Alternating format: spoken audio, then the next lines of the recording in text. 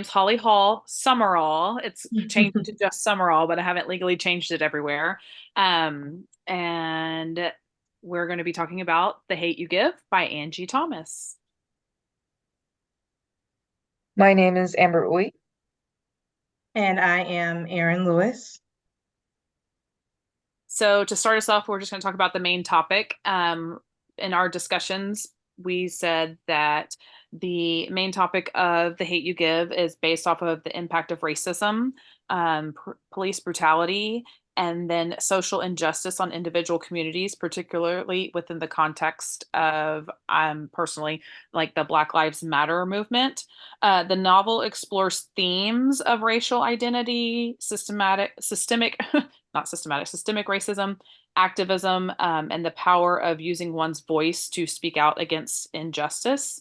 And then it delves into complexities of narrating between Star's two worlds, that she's trying to create a different identity in one and to be her true self in the other, and then battling with that complexity in her life.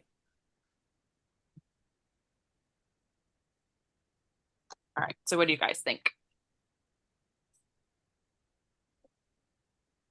So I think the major thing or the major takeaway from the story um, that Angie Thomas wanted to make sure was addressed was the police brutality, but she covered so much more within that kind of I guess feeds into the police brutality narrative.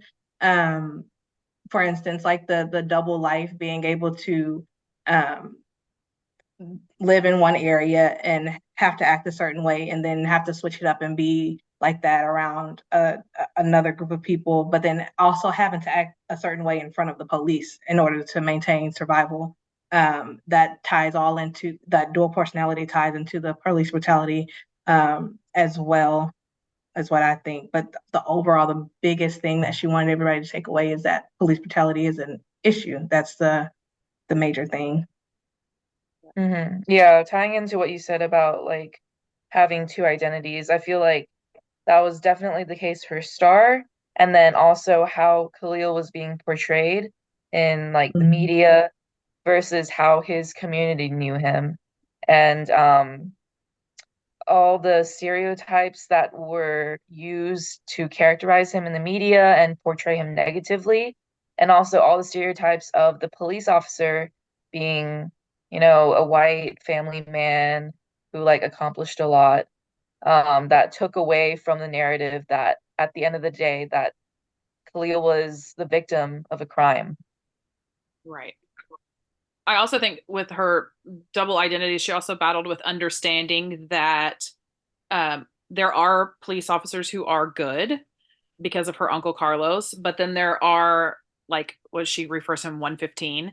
There are real factors that play into that as well, and her battling with trying to understand and find the commonality, like not the commonality, but like a common ground to be accepting and also not be accepting of what was happening in her heart and her mind and all the things that were like racing through her head as far as what she witnessed as her best friend, not only once but twice. You bring up Uncle Carlos. She's not the only one. Just like, you know, the only character that dealt with the double life because Amber talked about Khalil, then you talked about Star, but Uncle Carlos lived a double life too. He was a cop, and then he was also a Black man that wanted to make sure he's standing up for his community too. Like, and even the dad, Maverick, he was the guy that used to be a drug dealer in the gangs, and then he turned into the dad Family. who wants to help support, and he's but still having to juggle both sides. So it's all I didn't even realize it was all throughout for everybody. Same thing for the Chris. smallest characters, Yeah. for Chris. Well, and then even Seven, when he was trying to like balance his life with his dad and like what a real family should Yeah. look like versus what he expected to be family that wasn't family. Yeah. Oh, that's big. Yeah. Yeah, every character was like really fleshed out, like really multifaceted. And then speaking of like Uncle Carlos and the dad, I mean, they showed like two sides of like the same coin. I feel like they both were like father figures to Star, but they offered like really different perspectives, like their dad having them memorize the Black Panther like rules, versus like Uncle Carlos's perspective of like what he saw as like a lawman. So I think it provided Star like two really like insightful but like meaningful perspectives into Black lives. I also found it interesting how Uncle Carlos and her father really like butted heads about a lot of things. Um, and like their reality is like okay, because they weren't divided as much. You know, he's a police officer, and then he was the gang member dad when they first came into each other's lives, and then trying to separate that out and realize, okay, this is my sister's husband, and he's raising my niece and my nephews, and then understand that he's doing things to be a good dad versus the life he used to live, and them trying to figure each other out and how their worlds interconnect.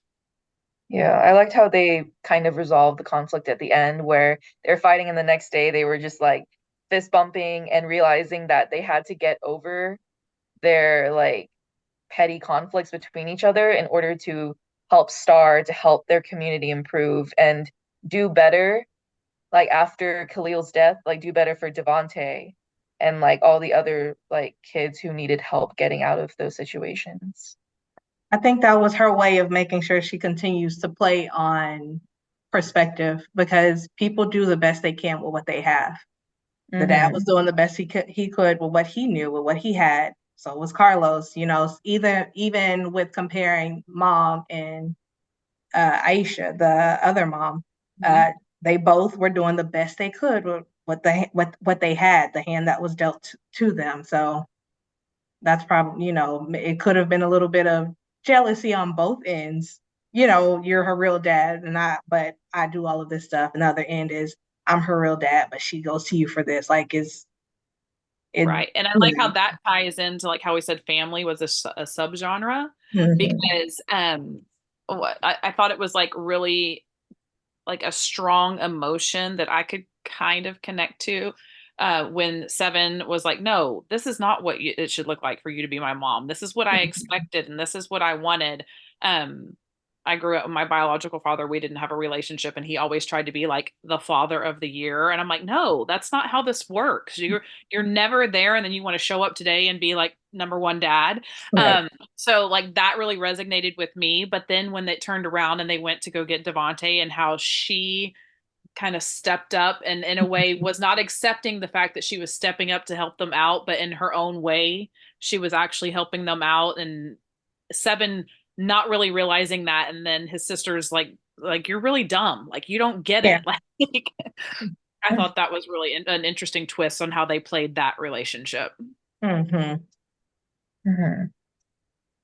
Yeah, speaking of family as a sub theme, um I also like to see how the community operated together as a family. Like whenever there was like shootings or drive-bys, that they would check in on each other just as neighbors or like as shop owners, like be helping each other out. I forgot his name. Was it Mr. Lewis who would like Mm-hmm. help support the kids by like giving positive reinforcement if they like got good grades and stuff like that. So I just think it shows like how strong the community can be when they work together. And then I think a big part of that, like when it all kind of like came together was at the end when they like snitched on what's his name? On King. King. Yeah. Mm-hmm. And like they were like snitching was like a big part of like this is like our people, like we would never do that to them, but they ended up having to do it in order to advance their community and like oh sorry, I'm cutting out. And do what's best for everyone. I think that was Angie Thomas's way of making sure. So, because in that video that we had to watch for our readings, she said she wanted to show the human side of these cases. I think that was her way of making sure she's changing the narrative on what people perceive as ghetto or the hood, like people killing each other, everybody's against each other. But she took that moment, took the opportunity to show that we're still a community. We still take care of each other. We want the best for each other, regardless of what is shown in the media or regardless of what stereotypes people may have about us and our environments and all those different things. My notes that I took. I was going to add something to that, but I can't find where. I want to bring it back to what Aaron said earlier about like doing the best with what you have. I think that Star definitely grew a lot by the end because we could see like when she first heard about Khalil like dealing drugs, even like she herself, even though she knew Khalil was like a good person, she still thought that he had like fallen into it and like thought he had like made such a bad decision, and which it was a bad decision, but it was kind of one that he was forced to make with his circumstances because he needed to support his mom and like her life was on the line and like his family's lives were on the line. So maybe we could talk about that. Yeah, it was kind of like I don't know if this goes in line with what you're saying, but like or so that changing sides and trying to figure out who you are in the place that you're in. I think she really battled with understanding, and it wasn't until I can't remember off the top of my head, she had a conversation with, was it Devonte? And he was like, no, you don't understand. He didn't want to be there. He didn't want to do those things. And it was, even though I think Khalil tried to like play it off like, no, I'm not doing that because he didn't want to disappoint Star. But I feel like because of the relationship that they had growing up, if he would have just told her up front, like, these are my whys, I think she kind of already knew that those were his whys because she knew his family situation. But that also goes into that whole like code switching, like, who is Star trying to be when she's at her school that's all white, and then versus who she's trying to be when she's in her community with like her family and then everybody that she's grown up with, when she goes to parties with her friends from school versus when she's not allowed to go to parties with the friends in her community but she sneaks out and goes and tries to find her place in that society. I think that just like takes that, I think, is Angie's way of like taking every reader through like all the cultural aspects about this different social and cultural appearances and context that happened to have like a better understanding, because even we see a little bit of that in the end with Chris, when Chris doesn't get it. He doesn't understand why she's battling with all these things, but also like Khalil, Star never told him these things, didn't tell him what she was thinking, didn't help him to understand. So I think that played a little bit into all of them trying to figure out who they were in society. Okay. And that was our timer for 10 minutes, by the way. But we can continue the conversation. I agree. Star did grow a lot throughout the story. And while you were talking about it, it made me think about the term tolerance, how people say like, oh, you have, I don't know if it's I don't like the word tolerance, but being able to accept people for who they are as they are. Like, don't try to change someone because it doesn't fit into your box. Like she thought, like Star thought, Ebony and what was her friend's name? The one that played basketball with her, the short one, Maya. Yeah, she thought they wouldn't get along, but they meshed. Two completely different worlds, two completely different personalities meshed perfectly together.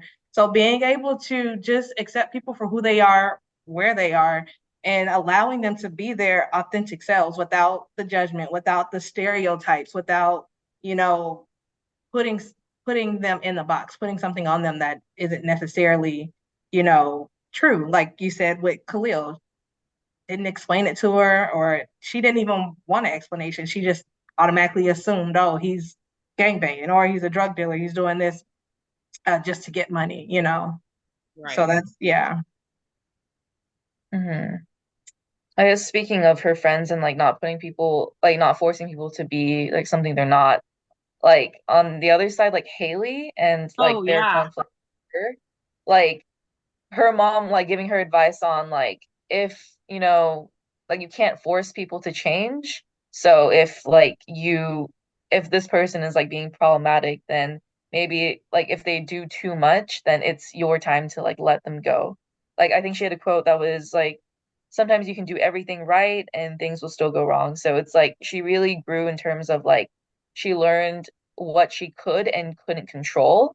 And Mhm. even though like at the end the decision to arrest the officer had been like overturned, she still dealt with that really well, and she realized that like I can't control what like they decided, but I can still control like what I do in my life to better society. And Right. that was like a huge theme that I think stood out is like speak out. She Yes. was so afraid to speak out because she was trapped in those two different worlds that she was trying to navigate in. And even Hmm. though she knew what she wanted to do and needed to do, she was afraid to do it because of what others might see, like think of her. Exactly. And that drives me. I teach junior high and I try so hard all the time. Like I preach it to my kids. I'm like, you need to find your voice. I'm like, all these years, your parent, and I don't try to like, this is going to sound worse than what it really is, but I don't want you to not do what your parents tell you not to do. I said, but some of you know your parents and you know your parents Hmm. think one way and you're like, man, I don't really think that's right, you know?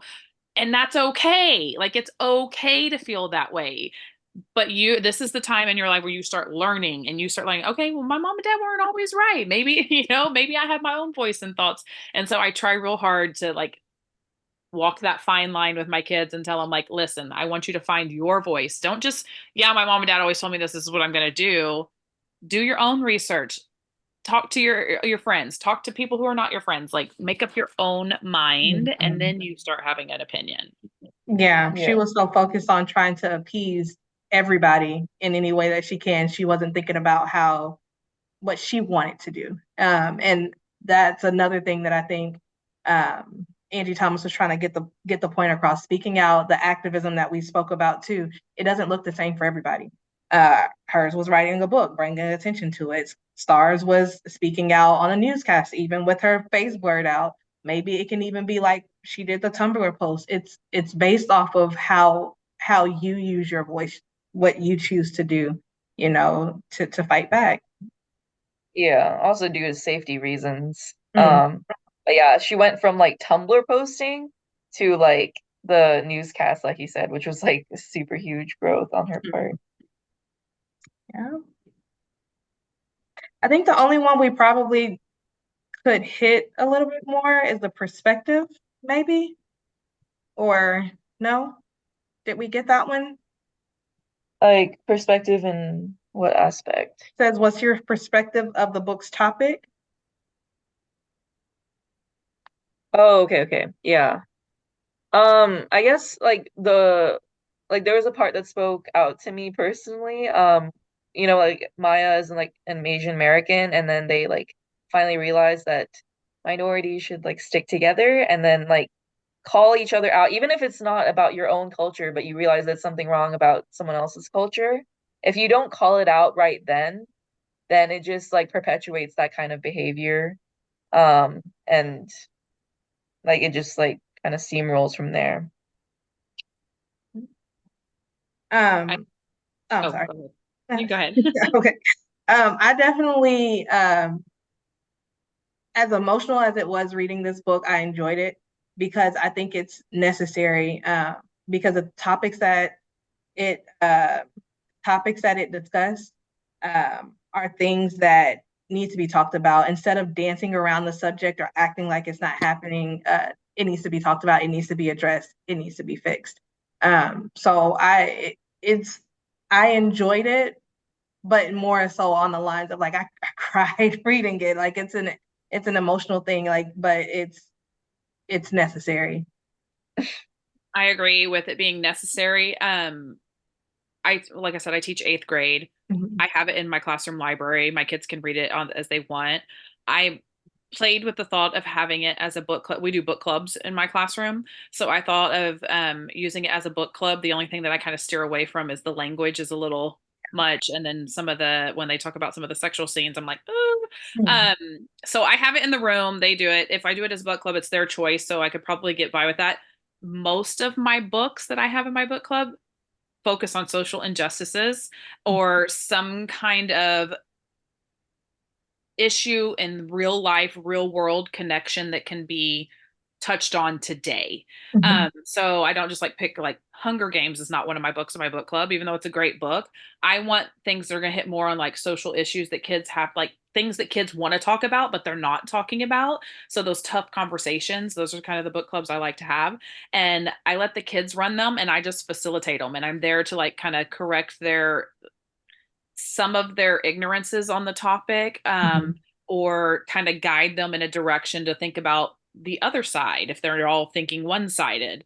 And it works very well. So I'm toying with the idea of adding this one into my group because I do like Jason Reynolds, A Long Way Down, Ghost Boys, trying to think. Oh, if you haven't read I'm Not Dying with You Tonight, it is great. It's written from two different perspectives and it kind of reminds me a lot, and it's based off of the riots that happened after a verdict came down that somebody wasn't guilty of kind of the same thing, police brutality. And so it's two girls. It's a white girl and an African American girl, and they grow up in two different neighborhoods, and they're just kind of thrown together in this terrible situation, and how they work through their differences and end up becoming friends, but then realizing they still have differences at the end, and how they're going to cope with that. And so I use a lot of things like that in my classroom, and I really liked how this book tied into all of that because it makes you have those deep conversations or those deep thoughts that need to be addressed that people are trying not to address most of the time. It also gave me a deeper admiration for like all the activists out there because like I know it's hard, but like after reading this, it's like so they have to worry about their own like safety and livelihoods, but they're willing to risk all of that to help better their community. So Right. Doing what's better for the greater good, right? Right. All righty. I think we are done. It